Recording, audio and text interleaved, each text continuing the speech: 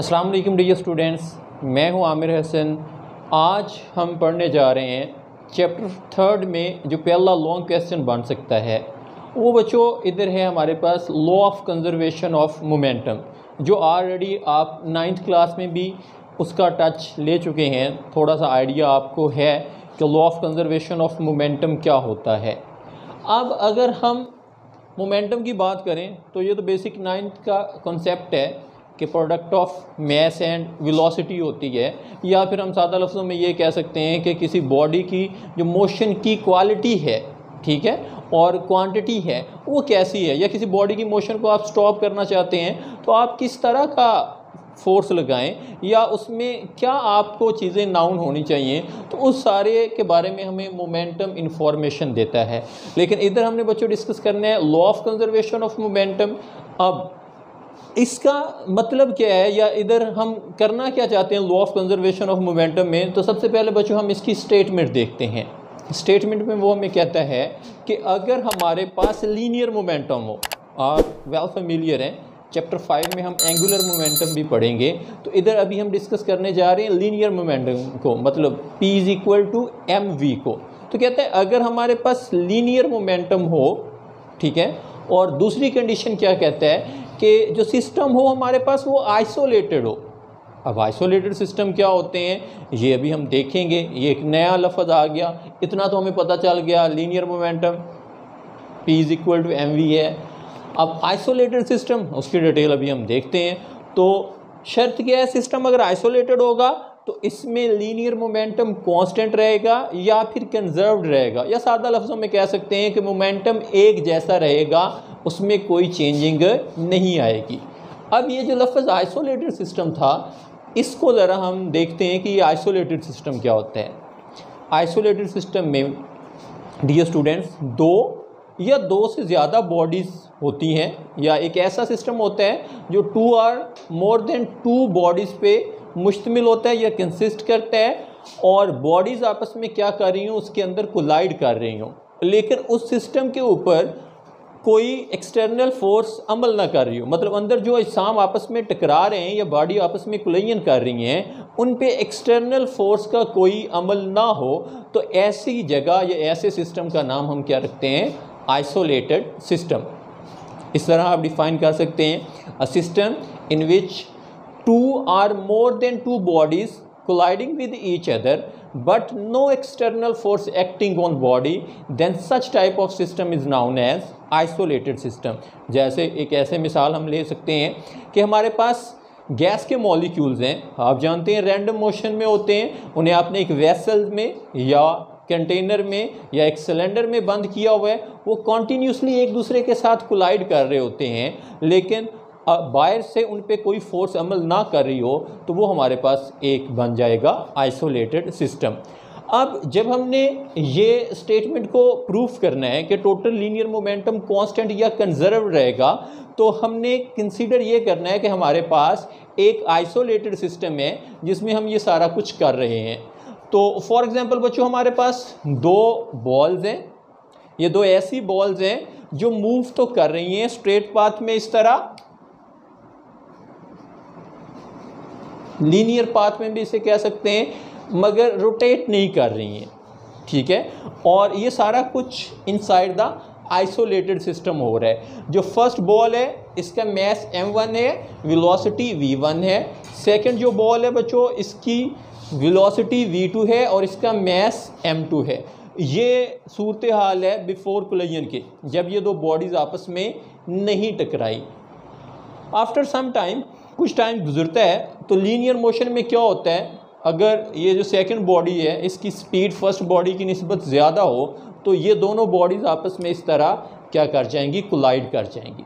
अब ये कंडीशन है डायग्राम नंबर B में एट कोलिजन। आप जानते हैं जब कोलिजन होता है तो एक बॉडी दूसरे पे फोर्स लगाती है, अगर एक्शन करती है, उसके रिएक्शन में दूसरी बॉडी जो है वो पहली बॉडी पे फोर्स लगा रही होती है। सपोज इधर हमारे पास F' जो है ये फोर्स थी जो M2 लगा रहा था किस पे, M1 पे, तो इसके रिएक्शन में F फोर्स थी जो M1 लगा रहा था M2 पे, या हम इसे अल्टर भी कर सकते हैं कि ये जो F फोर्स है एक्शन की है जो M1 M2 पे कर रहा है, और F प्राइम जो है ये रिएक्शन की फोर्स है जो M2 कर रहा है किसके ऊपर, M1 पे। अब टकराएंगी, टकराने के बाद जो पहली बॉडी है जिसका मैस M1 था उसकी वेलोसिटी चेंज हो जाती है। पहले वो वेलोसिटी v से मूव कर रहा था, अब वो वेलोसिटी v प्राइम से मूव कर रहा है। इसी तरह जो सेकंड बॉडी थी उसकी वेलोसिटी भी चेंज हो जाती है, जो पहले v2 से मूव कर रहा था अब v2 प्राइम से मूव कर रहा है। ये हमारे पास कंडीशन है आफ्टर कोलिजन की। अब इधर हम बेटा प्रूफ क्या करना चाहते हैं कि ये जो बिफोर कोलिजन मोमेंटम है इन दो बॉडीज़ का m1 v1 plus m2 v2 ये इक्वल होना चाहिए आफ्टर कोलिजन के। मतलब m1 v1 prime plus m2 v2 prime, ये हमारा टास्क है, इन दोनों को हमने इक्वल प्रूफ करना है। अगर इक्वल प्रूफ करेंगे तो ये हमारे पास law of conservation of momentum की स्टेटमेंट को जस्टिफाई कर रहा होगा। अब इसे प्रूफ करने के लिए सबसे पहले हम चेंज इन मोमेंटम निकालते हैं बॉडी m1 के लिए। ये आप इससे 2 टॉपिक पहले हमारे पास एक टॉपिक था जिसमें आपने रिलेशन पढ़ा हुआ था कि फोर्स इज इक्वल टू क्या होती है, change in momentum per time या पर सेकंड कह दें, ठीक है, या rate of change of momentum is equal to applied force, इस तरह भी आपने पढ़ा हुआ था। तो अगर हम फर्स्ट बॉडी के लिए करें तो चेंज इन मोमेंटम क्या होता है आप जानते हैं, फाइनल में से इनिशियल को हम क्या कर देते हैं, माइनस कर देते हैं। तो ये लास्ट केस है m1 का और ये स्टार्टिंग, ये फर्स्ट केस है। तो ये इसका क्या होगा, final momentum m1 v1 prime, इसमें से माइनस कर देंगे इस बॉडी का इनिशियल मोमेंटम जो हमारे पास डियर स्टूडेंट्स क्या है m1 v1, और ओवर क्या आ जाएगा, टाइम, ठीक है। तो ये हमारे पास चेंज इन मोमेंटम आ गया फर्स्ट बॉडी का, और ये हमारे पास टाइम आ गया जिस टाइम में ये चेंज हो रहा था। अब ये टाइम डिवाइड हो रहा था, इधर आके मल्टीप्लाई बन जाएगा तो हो जाएगा, तो ये हमारे पास इक्वेशन 1 बन जाएगी। इसी तरह बच्चों जैसे हमने फर्स्ट बॉडी के लिए या मैस m1 के लिए चेंज इन मोमेंटम निकाला, हम मैस 2 के लिए भी क्या निकालते हैं, चेंज इन मोमेंटम। अब change again final minus initial होता है, तो ये स्टार्टिंग केस है m1 का m2 का, और ये उसका आखिरी केस है या फाइनल केस है। तो हमें पता है फाइनल में से इनिशियल को माइनस करेंगे तो momentum product of mass and velocity था, तो क्या आ जाएगा m2 v2 prime minus m2 v2, that's called final momentum and this is initial momentum. And again divide कर देंगे टाइम से, टाइम बच्चों इधर डिवाइड हो रहा है, इधर अगेन क्या हो जाएगा, मल्टीप्लाई, तो ये हमारे पास इक्वेशन 2 बन जाएगी। अब हमने क्या करना है, इक्वेशन 1 और 2 को ऐड कर देना है। ऐड करने का इक्वेशनों को जो सिंपल वे होता है, आप वेल फेमिलियर हैं, चाहे मल्टीप्लाई करना हो चाहे डिवाइड या सब्ट्रैक्ट करना हो, कि लेफ्ट साइड को लेफ्ट वाले में ऐड या सब्ट्रैक्ट करते हैं या मल्टीप्लाई करते हैं, और राइट साइड को राइट में। अब इक्वेशन 1 की अगर हम लेफ्ट साइड देखें तो इधर हमारे पास था f prime multiply by t, वो हमने लिखा, इसमें ऐड कर दिया। जो इक्वेशन 2 की लेफ्ट साइड है वो क्या था, f क्रॉस t, ठीक है। अब इसी तरह बच्चों इक्वेशन 1 और 2 की राइट साइड को हमने ऐड करना है आपस में। तो इक्वेशन 1 की राइट साइड हमारे पास क्या थी, m1 v1 prime minus m1 v1, वो सबसे लिखी, आगे एडिशन की सिंबल, उसके बाद इक्वेशन जो 2 हमारे पास आ रही है उसकी राइट साइड लिखी जो हमारे पास थी m2 v2 prime minus m2 v2। अब अगर इन दो चीज़ों को देखें तो इन दोनों में बच्चों f एक प्राइम आ रहा है और एक f सिंपल आ रहा है।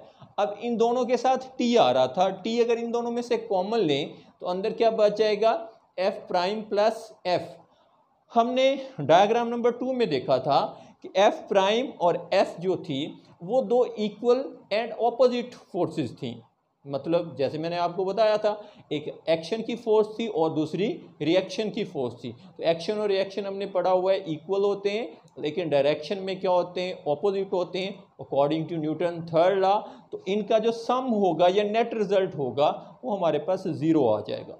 तो f प्राइम प्लस f की जगह 0 पुट किया, 0 को t से मल्टीप्लाई करेंगे तो 0 आ जाएगा। राइट साइड आप एज इट लिखते जाएंगे।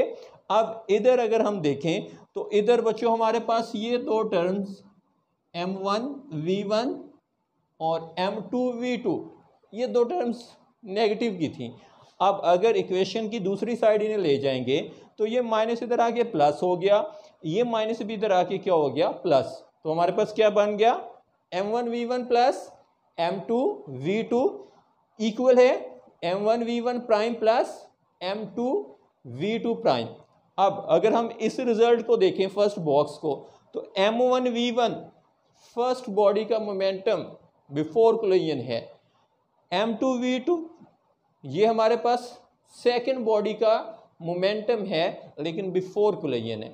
ये बच्चों इक्वल आ रहा है m1v1 प्राइम, ये आप डायग्राम नंबर सी में देख रहे हैं, आफ्टर कोलिजन फर्स्ट बॉडी का मोमेंटम है, और m2v2 प्राइम ये बच्चों सेकंड बॉडी का मोमेंटम है लेकिन कब है, आफ्टर कोलिजन। दैट्स मीन ये जो बॉक्स है ये हमें बिफोर कोलिजन मोमेंटम टोटल दे रहा है जो डायग्राम नंबर ए में मेंशन है, और ये जो सेकंड बॉक्स है इक्वेशन के राइट साइड पे ये बच्चों हमें आफ्टर कोलिजन मोमेंटम दे रहा है जो डायग्राम नंबर सी में मेंशन है।